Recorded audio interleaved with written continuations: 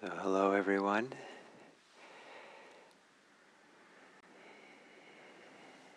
And for those of us here locally, we're kind of in a lull between storms.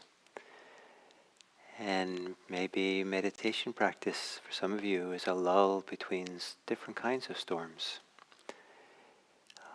A kind of Sabbath or a kind of sacred pause in the middle of busyness or preoccupations.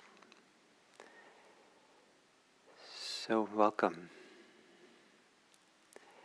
In Japanese Buddhism, in Zen, a monk especially a young monk, is sometimes referred to by the title of an unsui, U-N-S-U-I, unsui. And it's the combination of two words, cloud and water. And so it's kind of maybe an affectionate way of referring to a young monk who is to practice being like clouds and waters, not offering any resistance to anything, but kind of flowing freely and relaxedly between things or around things or through things, or that offers no resistance but also takes the path of least resistance to go forward. So it's interesting to take this as an analogy or metaphor for what we do with our awareness when we meditate. That there is a kind of way that using awareness, being aware, being mindful, is something we do. And so that while we do that, we can stop, quiet, being involved in all the other things that the mind usually gets involved in. So it's interesting to, settle the water of awareness onto breathing in the body, but then to notice that the doing, the activity of being aware gets interrupted by things, gets interrupted by our thoughts and our preoccupations, gets interrupted by our reactivity to what's happening. If we don't like it, or we really want it. And this interruption in the activity of being aware, of being mindful, is to be noticed, but then bring back the flow of awareness, the flow of the water, and just kind of flow around. Recognize, bump up against whatever's happening, but you just let the awareness be like water that flows around and comes back to the bottom of the lake, the quiet place of the lake, in your body with your breathing, being aware with your breathing, flowing with your breathing. So maybe this metaphor is meaningful. So to assume a meditation posture, one that allows certain kind of feeling of aliveness in your body, whether it's repositioning your hands and arms so that they're not completely passive, but also not active, kind of alive. Even if for as simple as turning the palms up to the ceiling, if usually your palms are down, can give a little bit of aliveness. So a sense of being vitality in the body. Closing the eyes, and then feeling whatever vitality or energy there is in the body, even if you're mostly tired and exhausted. Where in the body is there some aliveness, some vitality?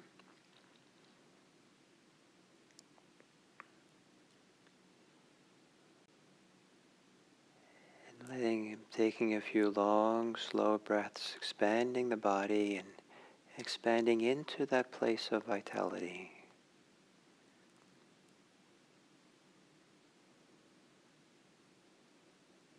Almost as if you can expand it.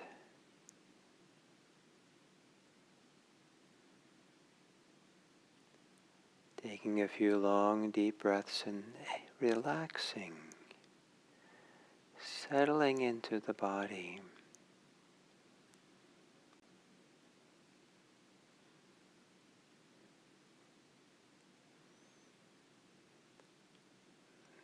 And letting the breathing return to normal. And the more held or tense the body is, the more difficult it is for the awareness to flow like water. The more things are kind of frozen water. So as you exhale, relax the muscles of your face.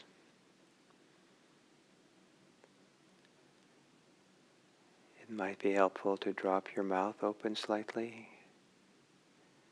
and then float it back together.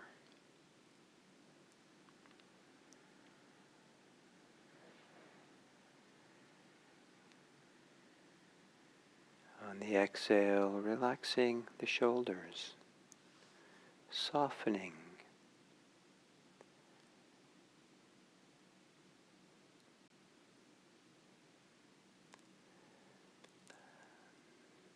Almost as if something is melting in the shoulders and flowing down below into the chest, down the arms.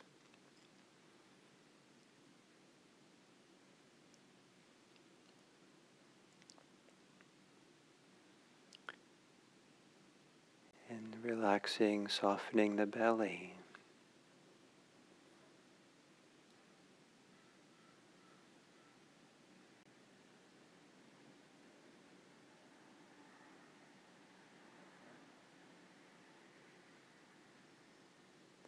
A global softening of the body in the exhale.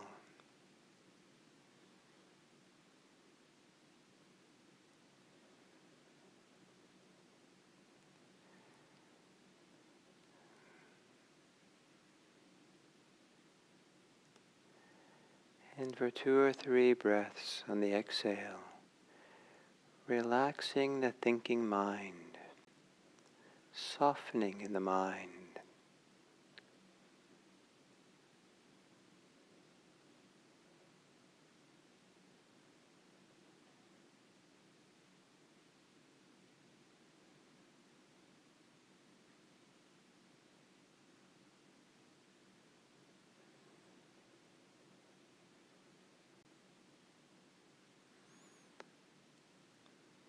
Quieting the thinking mind a bit.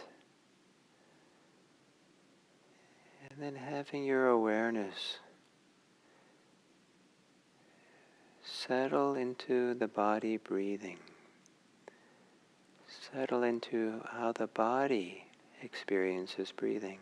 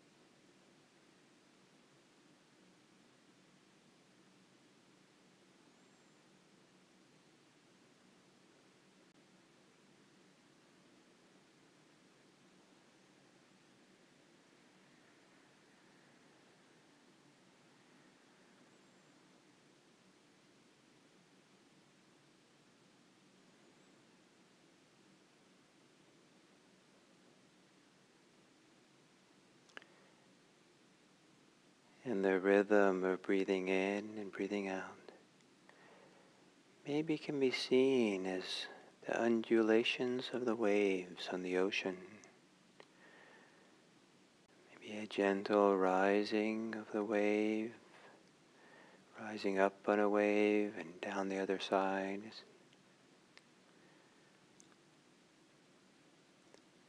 Awareness floating, riding the undulations.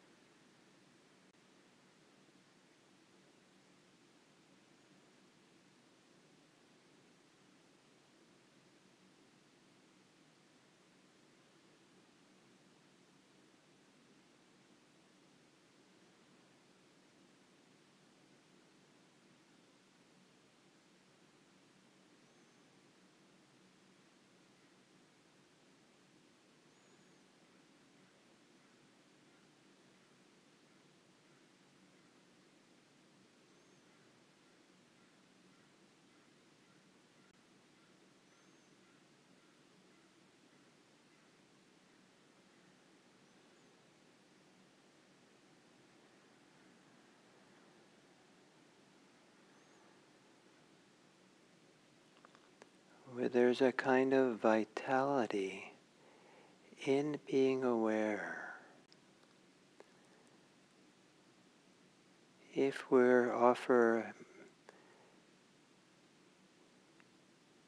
a little effort or see awareness as being something we gently do, we do it and there's a vitality and aliveness in being aware.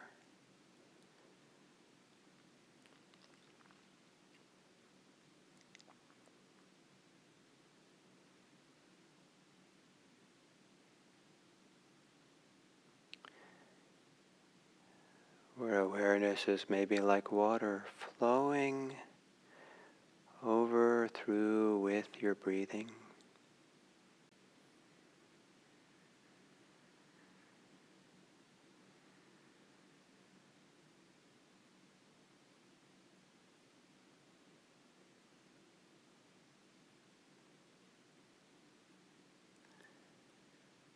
And if your mental vitality goes anywhere else into your thoughts, your reactions,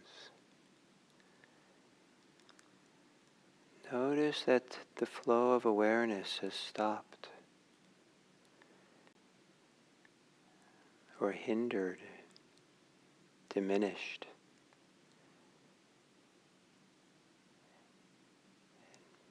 Begin again with the flow of awareness flowing through or around, offering no resistance to anything, but finding the path of least resistance, around and through and under, back to the breathing.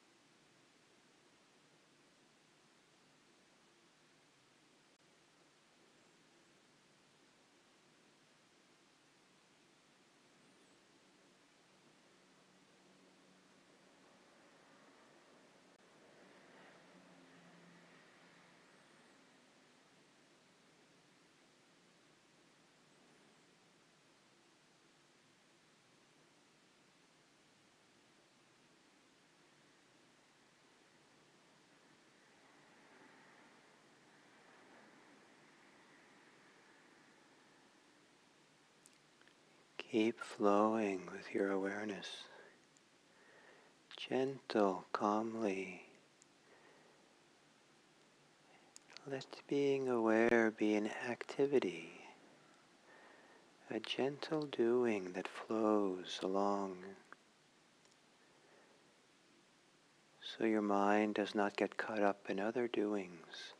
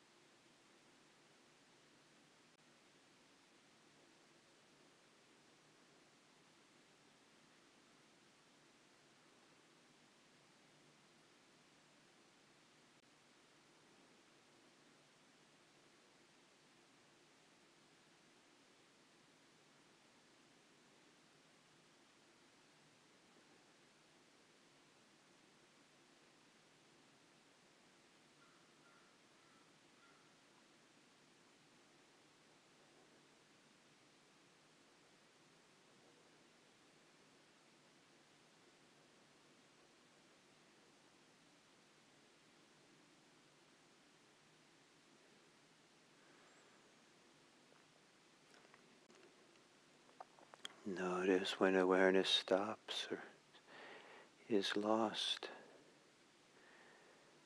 and find a way to flow around your thoughts, preoccupations. Keep it flowing, even if it has to continuously flow around something. It touches it, feels it, knows it, and flows on and on.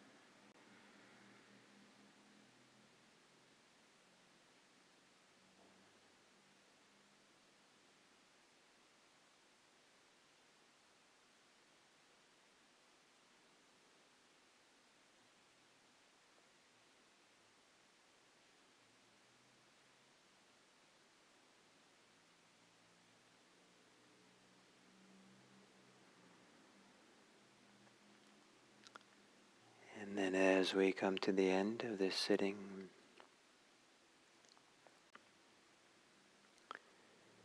the path of harmony for love is to flow where there's receptivity, to flow where there's openings, to flow around and over, but never to assert, never to push. The path of kindness, of friendliness, is soft like water, but always there, available, flowing,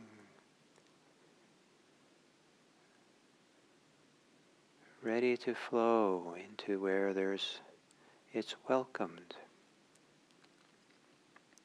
And when it's not, it just flows around.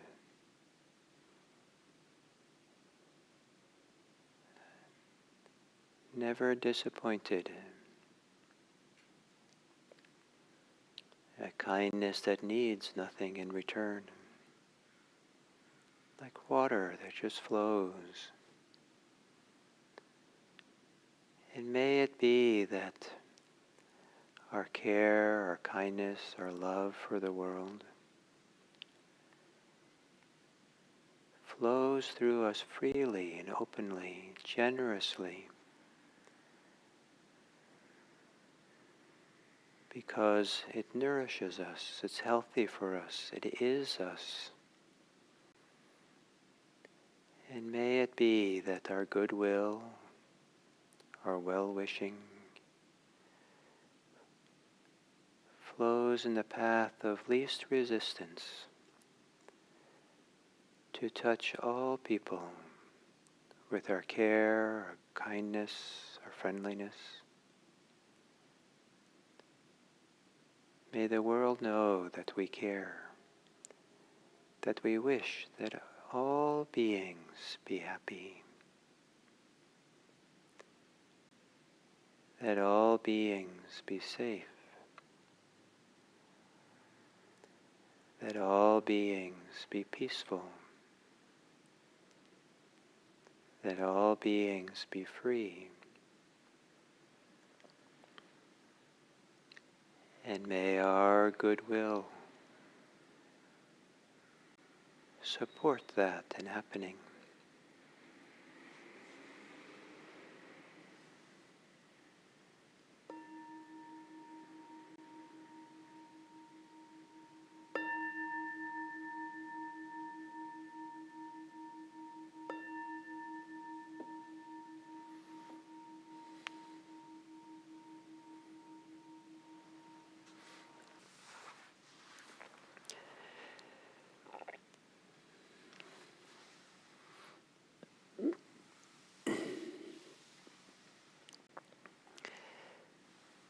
So today I'll continue this theme about what is the Dharma. The Dharma is a powerful word in Buddhism, and it has many meanings. But when I study these teachings of the Buddha, I see that one of the primary ways in which it's used as a reference, what it refers to, not maybe what it means literally, but what it refers to, is action, things or something dynamic. It doesn't refer to things that are static, especially when the word Dharma is used in the plural. In the singular, sometimes it means teaching. And the Buddha's teachings, for example. But in the plural, when it refers to Dharma, it often refers to action. Something that's active and dynamic.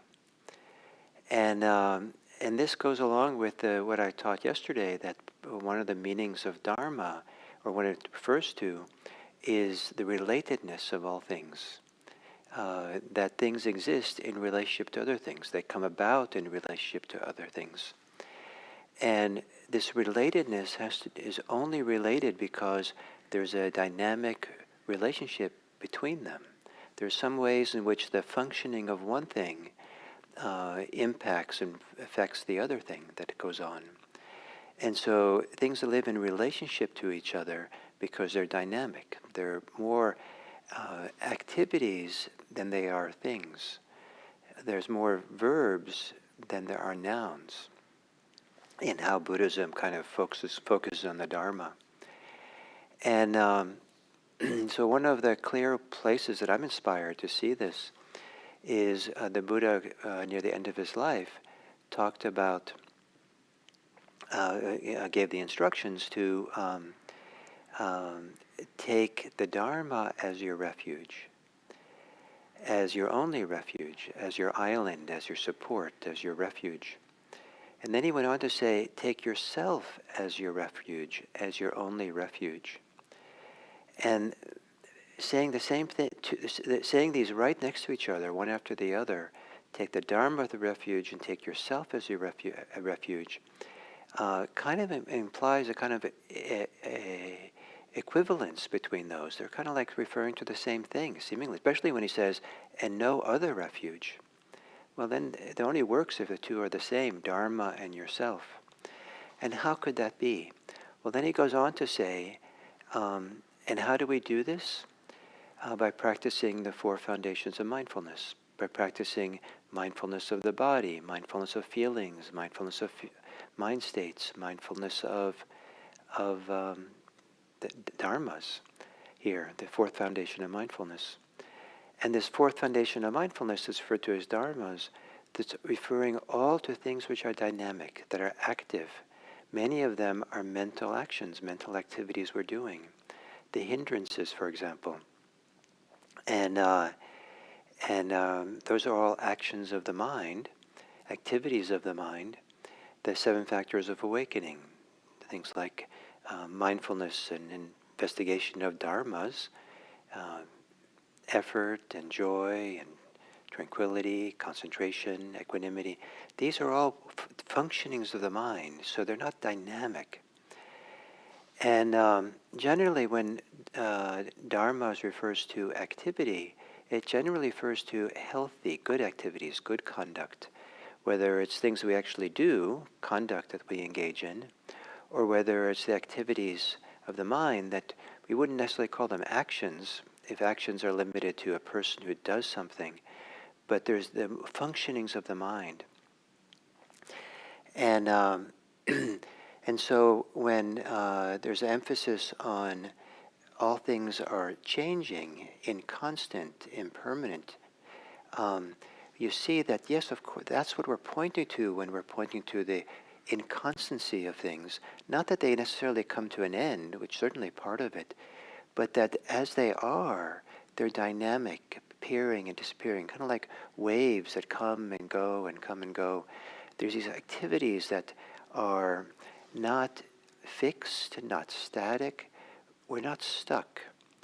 And so this idea that dharmas in the teachings of the Buddha repeatedly refers to something which is dynamic and active and activity is actually kind of the good news of Buddhism, because it means that when nothing is frozen in place, it's kind of like there's no hardware operating here. It's all software. And we can change the software. The conditions can change, the choices we make can change. And so because it's all, in relatedness, all the actions we do relate to each other, certain kinds of activities that are unwholesome, unhealthy, the way that they relate to what follows is unhealthy. Greed and hatred has a negative impact. Generosity and love has a very different impact. Mindfulness is an activity of the mind, even though it might feel sometimes just being aware is like mostly a not a doing. And it feels so restful not to do, just to be aware, as if we're resting in awareness. Even so, awareness is a firing of certain nerves in the brain. It is a certain activity that's going on. But it's not something that the self feels like it's doing. And it's such a relief to feel like this beautiful thing is flowing. but that we're not the one who's doing it. So the but when we do mindfulness, what we're doing is bringing in conditions that allows things to settle. Bringing in the conditions that allow us to see clearly what's happening. Bringing in conditions that allows us to differentiate between the different kind of mental activities that are going on, so that we do the ones that are healthiest for us, the ones that are the right effort. That's from teachings from last week. Another place we see this Buddha emphasizing this idea of Dharma being activities is in this teachings of the 7 factors of awakening. There's a teaching called, the second one is usually called in English investigation, but the ancient word has the word Dharma in it, and it's the Dhamma Vichaya. Vichaya means to distinguish or differentiate. It's the differentiation of Dhammas. When the Buddha explains what it's differentiating, it's mental activities, the 7 factors of awakening again, the Eightfold Path, the 4 Noble Truths, the 5 faculties, the 4 right efforts, that the mind has ability to distinguish between what is healthy and not healthy as activities of the mind, as what's wholesome and not wholesome. And this is the ability to see clearly in the mind the activities of the mind, what's happening in the mind, is part of the gift of being very settled and present and quiet, almost like we're not doing anything. And then we start seeing much more clearly what's happening there, the activities. Oh, my mind's going down going down that old, well-dug canal of wanting, of desiring. And I've seen that doesn't take me in a good direction. I don't have to do that anymore. I can take the vitality of my mental energy, of awareness, and let it flow someplace else. Recognize what's happening and not get caught in it. I could focus on something else instead. I can focus on contentment. That feels healthy. When I do contentment, then I settle more. So there's this gentle kind of action that goes on in this practice, which, I refer back to last week, right effort. Right effort is an action. And we're learning how to act, how to do, so it borders on, or some people would see it as almost like a not doing. It's so peaceful, it's so relaxed, it's so flowing. Maybe it's like flowing water. We don't see that's flowing because it's so clear. There is an activity, an onward leading, a flow to what's awakening through this practice. So the Dharma, meaning activity, dynamism, action, it means engaging. And so this is also kind of a paradigm shift for some people, just like focusing on relatedness is a paradigm shift as opposed to focusing on me and you, focusing on the relationships. So the same way, rather than focusing on nouns, on things are fixed, this is how it is, I'll always be this way, it'll always be this way, the situation will always be this way, is to start being attuned to where the activity is, where the flow is, where the dynamism is, where the change is happening. It's always happening anyway. And so to be attuned to that, to surf with it, to flow in it, to participate in it. And if we're flowing in a river and the current is taking us against dangerous rapids, then we learn how to swim over to the other side of the river where the water is peaceful, flowing peacefully. We learn the terrain, we learn the route, we learn how to use the flow of change, but it's always changing. So what I'd suggest that you do today is, if you're interested in an assignment, is to become a little bit more, or quite a bit if you can, aware of how you freeze, how you stop in the river of change, river of time, how you get preoccupied by things or fixated. Flowing doesn't mean you don't have to focus on certain things, but then we focus on them with a flow, with the mind itself shifting and changing and flowing. The mind doesn't freeze. The mind doesn't get caught, but is involved in a flowing, gentle way, where we are like unsui. We're like clouds on water, the Japanese word, that flows with the flow of life, the flow of time, that flows with the movements and activities of the mind, choosing what's heavenly. So the Dhamma, the Dharma, very important. If it's not the literal meaning, it's often what's being pointed to. It's pointing to action, to activity, to dynamism. And that's where it's in dynamism, in activity, in action, that the Dharma is found more than assuming that it's only in stillness, only in peace or quiet or some fixed state. Nothing fixed, always changing, always flowing. So I hope you can see the difference between being stopped, stuck, and gentle flowing along with all things. Even if you're sitting quietly still in meditation and your body's not moving, everything is still flowing. So thank you very much, and we'll continue this tomorrow.